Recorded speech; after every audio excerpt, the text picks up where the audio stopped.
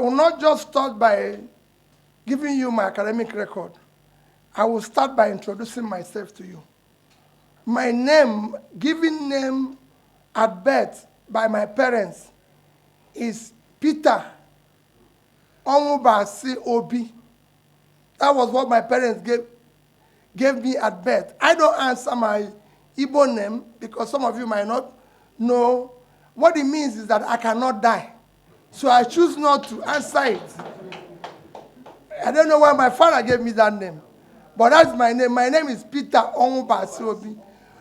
Because I'm a Catholic, I'm a Christian. At confirmation, my confirmation name was Gregory. I love the name Gregory. Great.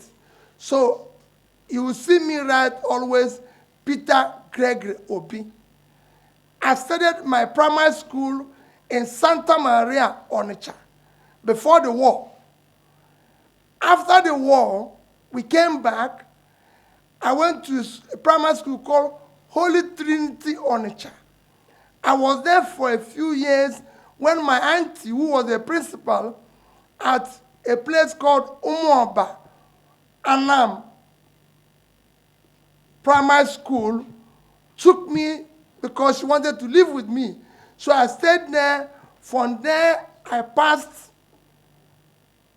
common entrance to go into Christ the King College. I was in Christ the King College from September 1973 till 1978.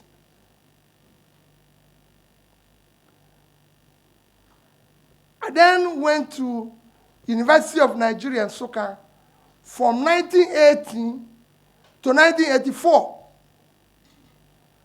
Read philosophy. And had a BA, second class in philosophy.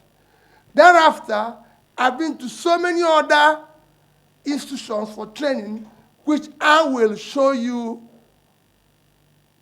by CV before you leave now. And I'll make sure I have it circulated. And I can claim to be an alumnus of some of those schools that I went for training, among which include Lagos Business School,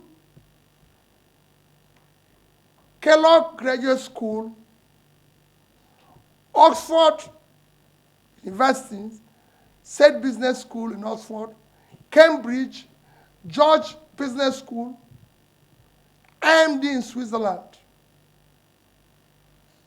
There's so many other places that I've gone for training, from INSEAD in France, Columbia in New York, and all that. So these are no longer private to me. Everything I read or any thing I did, programs I participated, are documented. When I give you my CV, whenever I write down here, I'll show you what I did there. And they're open for verification. It's no longer a private thing. You must be verified. Thank you. On issue of whether, on invitation of the PDP presidential candidate, let me reiterate again. Whenever there's an issue of national interest, I'm involved in it, invited or uninvited, because it's about our country. Thank you, sir. No. All right, Your Excellency, my name is Friday, and I'm a reporter with Channels TV. I would like to ask you just one question, since my senior colleague has taken the first question I wanted to ask. Comment on issues that are before the court. Everybody knows that. However, where we are is beyond the court. What we are talking about today is actually a challenge and a crisis to the soul of our nation, to our existence. People who are asking these questions that you have to answer everywhere, it's not this. And this is not a political matter. I want people to understand. It is no longer politics. I've said it over and over again. It is not about whether people went to school or didn't go to school. We have leaders all over the world. I've mentioned several. They did not go to did not have formal education. The most quoted American president didn't go through formal education. And is highly respected, Lincoln. And in UK, it was a similar thing with Churchill. He was not a good student in school. And I can go on and on. People who have rich backgrounds who didn't have opportunity of going to school. And if you recall during Clinton's problem, our respected former president of America, Jimmy Carter, said, it is not about party, it's not about where you are or what you belong or politics, but if American presidents have been involved in what they consider perjury, it's a difficult thing.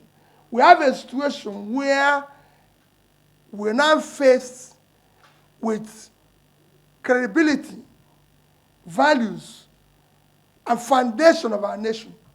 And I think I'm calling on all those that used to speak out to come out and speak out.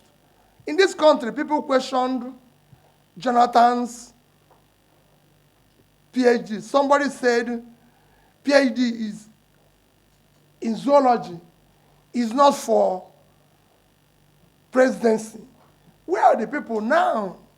We want them to come out now. So that's why I said respectfully, I'm pleading that this issue be attended to. Thank you very much. Your Excellency, good morning. Yeah, Abayomi Akimola is my name. I report for Wazobia, Nigeria. You just gave us your rich CV now. Did you submit this certificate to INEC? If no, why? Are you scared of anything? That is one. Secondly, this issue of certificate saga, I think it should have, all this, everything like this should have been done before the election itself. Don't you think it's high time we look into our electoral process? And Atiku is having his own, we're talking about Tinubu now and others. So don't you think our electoral process needs to be looked into before election, or this should have been settled? Thank you. Thank you very much.